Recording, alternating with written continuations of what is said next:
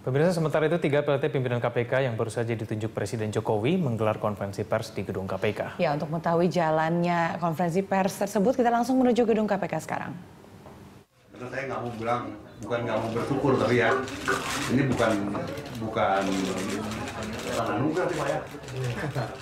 Tapi sekilas apapun penyikapan kita adalah prinsip hidup saya. Kalau ini sebuah anugerah, posisi ini sebuah anugerah, maka saya tidak harus bersyukur kepada Allah.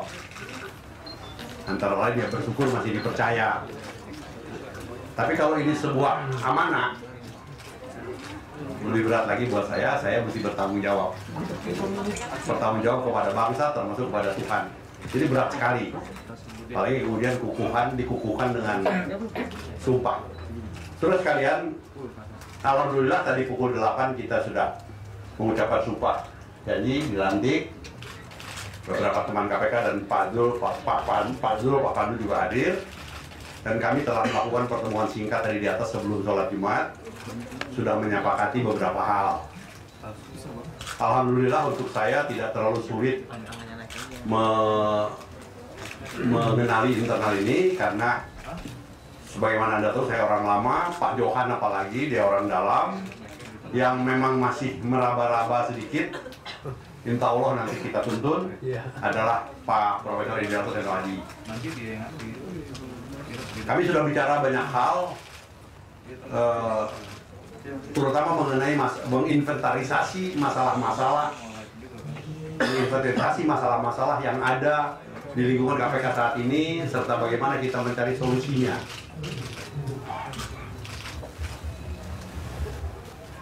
Kami juga sudah bagi tugas, tetapi agak berbeda tugasnya dengan yang lalu-lalu. Pimpinan KPK sekarang yang berlima tidak menangani bidang-bidang penugasan KPK.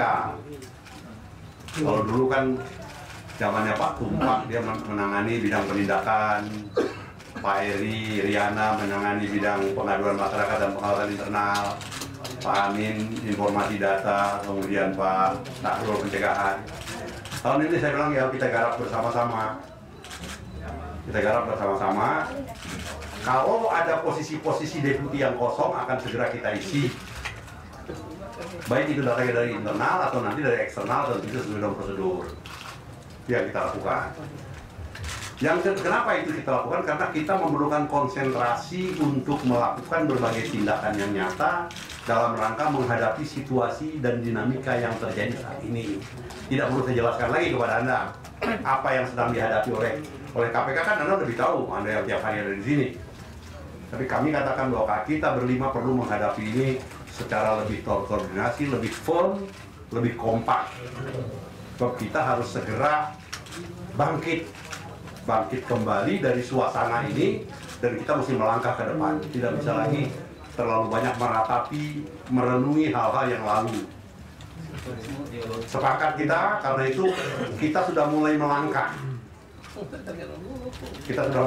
Kami sedang menunggu jadwal dari sekretariat. Hari ini kami jam 5 akan bertemu dengan Kapolri.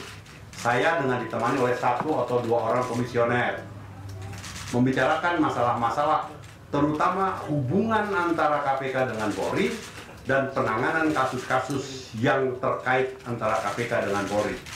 Itu akan kita bicarakan nanti jam 5 di Mabes Polri. Pengaturan berikutnya, karena ini sudah Jumat, Sabtu mungkin tidak bisa kita lakukan.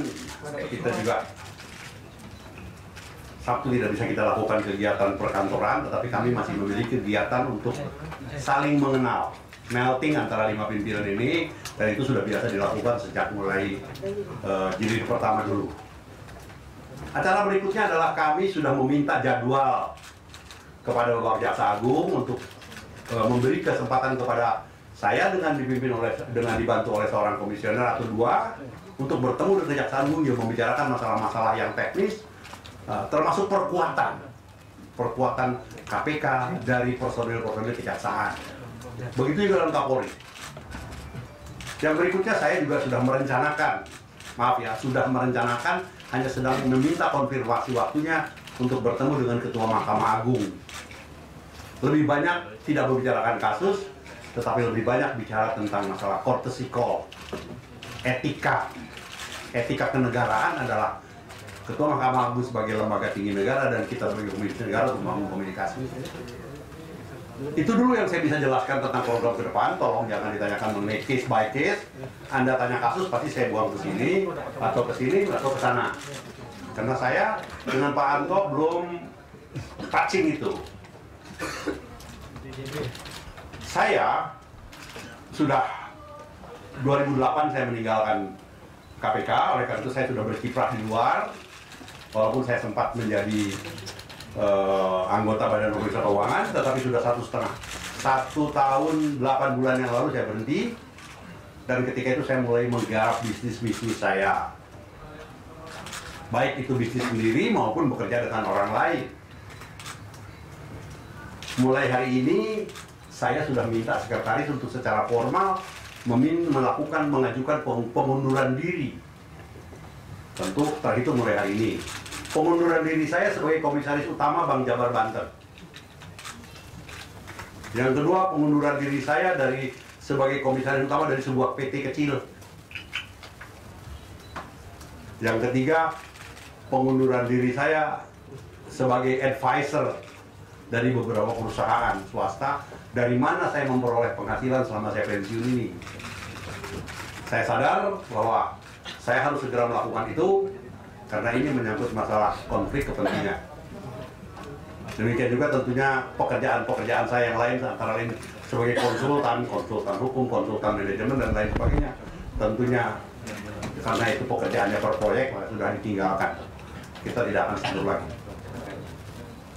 Saya kira demikian juga yang akan dilakukan oleh Pak Profesor Indiarto. Beliau adalah dekan Fakultas mungkin harus mengundurkan diri secara sementara karena sifatnya juga di sini juga sementara. Beliau juga adalah seorang penasehat ahli dari kepolisian, dari Kapolri, yang mungkin juga harus mengundurkan diri untuk sementara selama penjabatannya. Dengan demikian kita bisa konsentrasi pada posisi ini. Saya kira itu yang bisa saya jelaskan. Saya sudah sepakat, katanya pembicara tunggalnya ya Pak Taufik saja, kecuali menjawab pertanyaan. Ya. Kecuali menjawab pertanyaan. Saya jawab, saya minta, silakan. Pak, Doli Pak dari Sindo Jaya Pak. Apakah koordinasi dengan Kapolri nanti juga membahas atau memastikan bahwa KPK tetap melanjutkan kasus YABG atau kasus yang lain yang terkait dengan Polri? Kan tadi saya bilang jangan langsung masuk kepada kasus lah, belum sempat saya baca. Sabarlah. Koordinasinya itu materi kasusnya Pak. Ya. Kita mengkoordinasikan berbagai masalah dengan kepolisian, termasuk bagaimana sebaiknya kita menangani kasus, bagaimana kita membangun kekuatan. Tapi kalau ditanya sudah bagaimana menyelesaikan kasus ini, saya katakan saya belum bisa masuk ke situ, karena itu nanti akan berbentuk pembicaraan teknis. Pak, artinya tetap menjalankan kasus ini, tetap berjalan kasus ini, karena kan sekarang... Anda kan sudah masuk ke substansi, bagaimana saya mesti bicara itu? Ya, saya tidak mungkin bicara tentang hal itu seperti itu. Nanti kita akan bicara secara teknis. Mungkin nanti yang bicara adalah antara Kabar Eskrim dengan Pak Dul atau dengan Pak Profesor Retono sebagai sesama orang hukum. Tapi itu nanti bicaranya. Jangan langsung masuk ke substansi dulu. Oke Pak, ini bukan kali ini tentang internal KPK, kekuatan penindakan KPK. Bagaimana dengan 21 penyidik yang terancam jadi tersangka di Baris Krim itu?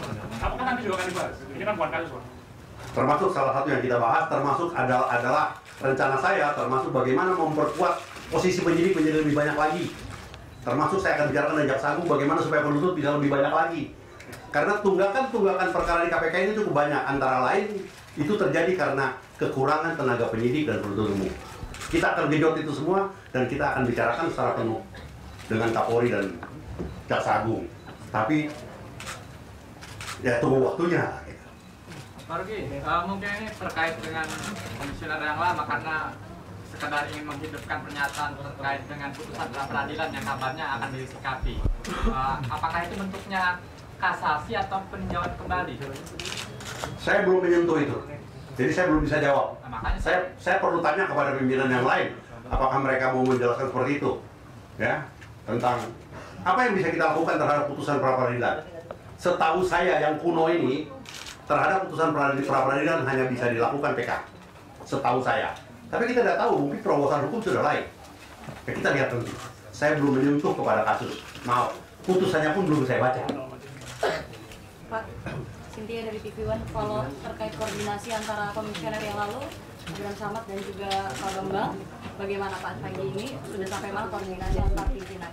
Begitu kami datang tadi, kami kumpul di satu ruangan, di situ hadir Pak Abraham Samad, di situ hadir Pak Bambang Wijoyanto. Kami berlima juga hadir. Beliau menjelaskan tentang program-program KPK yang sedang dan yang belum dilaksanakan. Tapi beliau tidak mau bicara soal kasus, karena beliau sudah tahu bahwa ini tidak boleh lagi touching kepada hal-hal yang seperti itu. Tapi program-program yang belum diselesaikan banyak sekali tadi, terus terang saya agak surprise betul. Setelah 6 tahun meninggalkan KPK ini, ternyata KPK yang dulu saya kira masih di Kuningan, ternyata sudah sampai ke Cirebon. Kuningan itu ternyata sudah berada pada koordinat yang lain gitu, karena kemajuan-kemajuan yang mereka peroleh. Saya sudah bicara dengan Pak Abraham Samad, dengan Pak Bambang Wijoyanto tadi. Ya. Apa saja yang menjadi prioritas, Pak? Sudah, yang lain? Apa ada bantuan hukum Pak kepada Pak Abraham Samad dan Pak Bambang dari KPK sendiri? Bagaimana? Apa ada bantuan hukum terkait status tersangka Pak Bambang sama Pak Abraham Samad? Kalau beliau menghendaki bahwa KPK memberikan bantuan hukum, tentu kita akan cukupi, karena bagaimanapun juga dua beliau itu adalah pegawai kita. Kita akan bantu kalau memang beliau menghendaki. Tetapi hukumnya sendiri, penanganan hukumnya sendiri, kita tidak akan cawe-cawe karena itu berada pada domainnya kepolisian. Oke, yang lain? Terkait dengan kriminalisasi nih Pak. Tadi udah ditanya kriminalisasi. Apa nanti akan ada perlindungan bagi pimpinan baru seperti imunitas atau hukum sebelum untuk menanggulangi nanti jikalau adanya kriminalisasi kembali? Substansi itu adanya pada undang-undang. Jadi silahkan nanti waktu pembahasan di Dewan Perwakilan Rakyat bagaimana mereka bisa memberikan perlindungan secara undang-undang. Para pakarnya di sini ada, demikian juga pakar-pakar yang lain. Tapi saya belum sampai bicara seperti itu. Mungkin, maksud ada imunitas ya? Ya, imunitas. Kajiannya nanti belakangan apakah mungkin atau tidak mungkin. Nah. Tapi memungkinkan kan? Memungkinkankah untuk pimpinan KPK diberikan hak imunitas? Itu kan Anda yang berpendapat, saya katakan saya belum tahu. Tentu kajian ilmu yang akan memutuskan itu, bukan diskusi seperti ini. Cukup? Terima kasih, kawan-kawan. Anda begitu hari pertama datang ke sini langsung pertanyaannya menggebu-gebu gitu. Untuk selanjutnya silakan ke Pak Johan. Saya masih perlakukan dia seperti ini. Pak juru bicara, Anda pimpinan sekarang bukan juru bicara, Pak Johan. Saya ingatkan ke Pak Ruki, saya PRT pimpinan juga. Iya. Saya kadang-kadang lupa gitu loh. Bahwa Pak Johan itu pimpinan. Sorry Pak Johan. Kita sama ya.